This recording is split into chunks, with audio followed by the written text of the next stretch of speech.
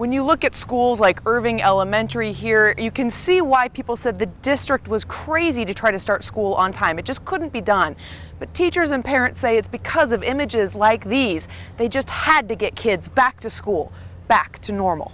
Buses will start coming in here.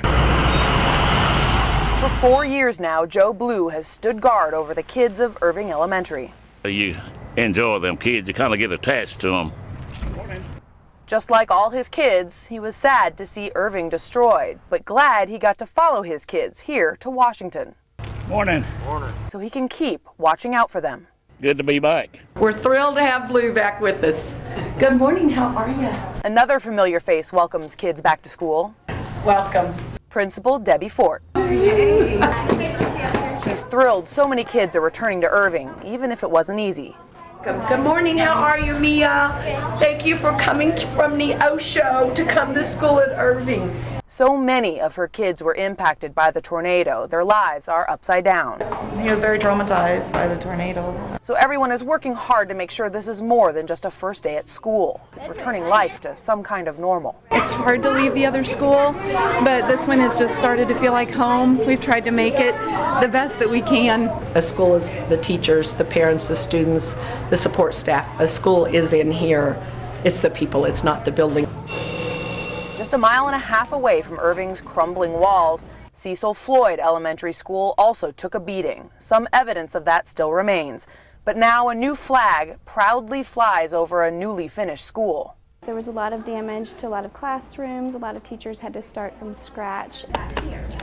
There were lots of boxes in the hallway on Friday, but with support from all over our community, outside of our community, lots of volunteers have come to help the teachers and the administration get the school ready for the students, and they did an incredible job.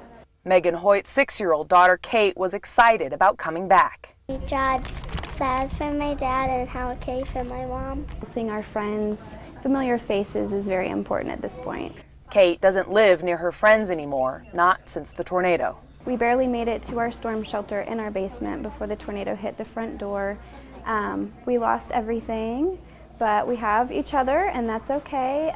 When it was all over and the Hoyt family came up from their basement, this is what they found.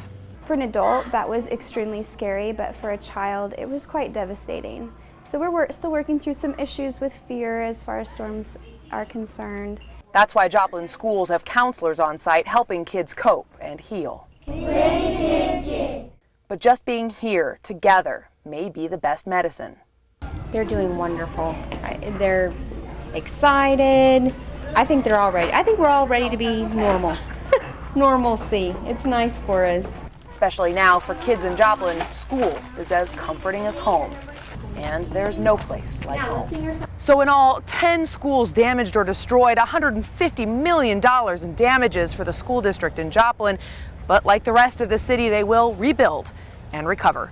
Tess Joplin, Fox 4 News, working for you in Joplin.